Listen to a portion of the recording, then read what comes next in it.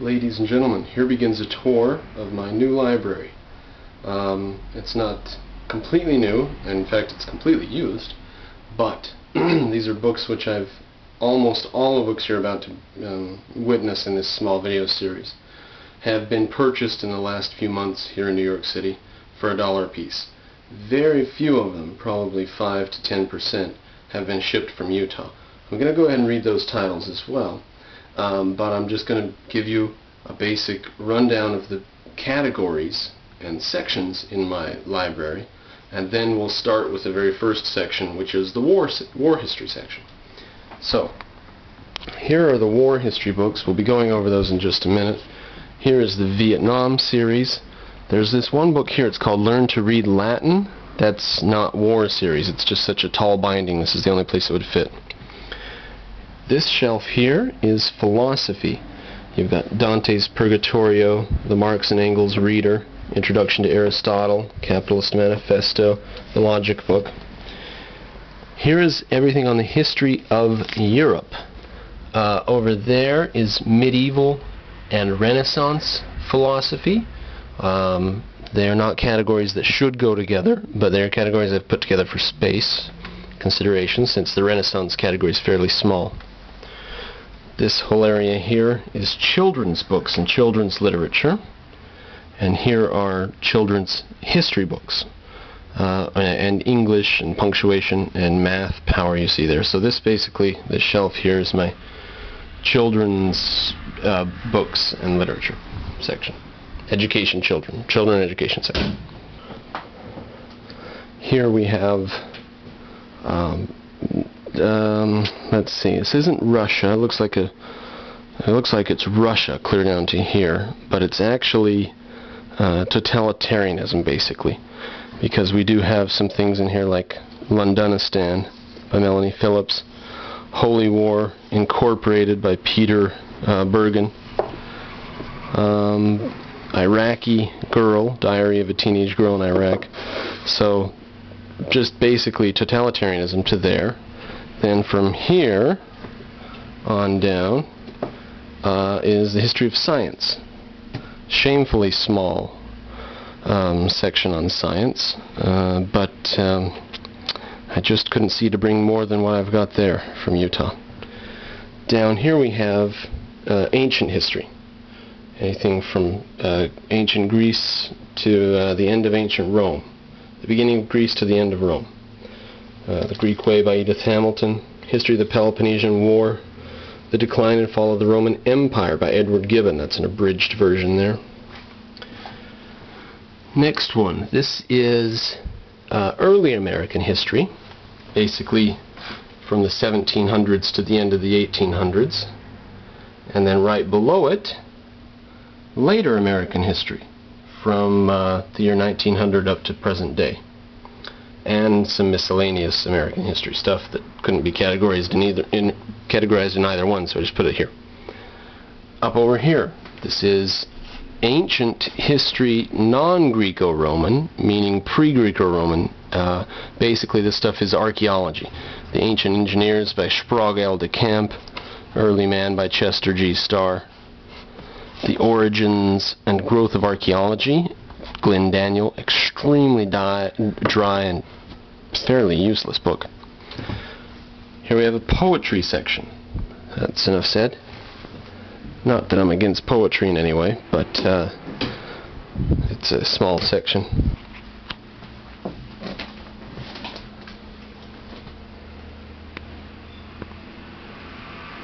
Here we have 3 shelves of literature, fiction. Every single book on all 3 shelves is fiction.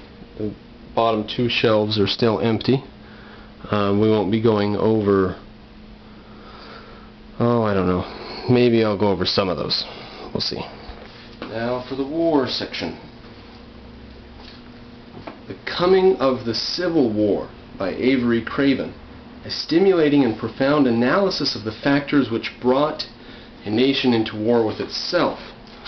That subtitle sounded very interesting. Had to have it for $1. Published in 1942, second edition 1957. Got the camera pointing the wrong way on it. So, the coming of the Civil War. Abe Lincoln of Pigeon Creek, I think is sort of a novel written about his life, and I think it's for youngsters. You can get some idea of when this is published because the publication date is in Roman numerals. MCMXLIX. M stands for 1,000, C stands for 100, so MCM would be 19, X is 20, or pardon me, 10, L is 20, IX, so that would be 1939. Quote from the foreword, "This book is not written as a biography, it is a novel, an imaginative treatment of the facts of Abraham Lincoln's 14 important formative years in Indiana from 1816 to 1830. So there's that. Rehearsal for Reconstruction, the Port Royal Experiment. Now, let's see, this was more than a century after the issuance of the Emancipation Proclamation. Vital issues regarding the role of the Negro as a free individual in American society remain unsolved. So this was written during the whole upheaval about civil rights. And she talks about in this a group of Negroes who, quote, "The Sea Island Negroes, neither slave nor free at the time of the federal takeover, first won and then lost the rich cotton lands as a vacillating federal government sought to decide their fate." Now this was before the Civil War began. So those who say the Civil War wasn't about slavery don't know anything about the Civil War. North with Lee and Jackson, The Lost Story of Gettysburg by James A. Kegel, K-E-G-E-L. I don't know about this. In fact, I have my doubts because I think it's quite recent, 1996, and just try to find a book that's recently written, unless you know the author, unless they're an objectivist or something, just try to find a good book. Lincoln and Douglas, The Debates That Defined America. A book about the debates. I mean, that's fabulous, because I was in debate class in high school. I ruled debate class in high school, ladies and gentlemen. So, be interesting to read the history of those debates. American Soldier by General Tommy Franks. I think he replaced Schwarzkopf, right?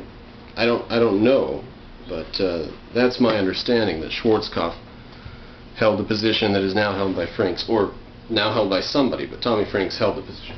That was published in 2004, halfway through the war books. A History of Modern Japan. I just didn't know where the hell to put that, so I put it in the war section because I think that it must, History of Modern Japan must be through the lens of World War II. It's got to be, I think. It has to be. I don't know, I haven't read the book. Oh, and that is by Richard Story with 2 R's, S-T-O-R-R-Y. First published in 1960. Reprinted with revisions in 61, 68, 72, 76. Revised it quite a few times. Interesting. So, there's that.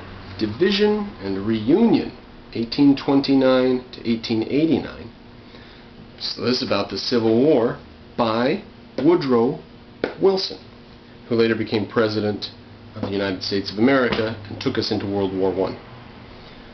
Carl Sandburg's Abraham Lincoln, The Prairie Years and the War Years, Volume 1 of 3 volumes.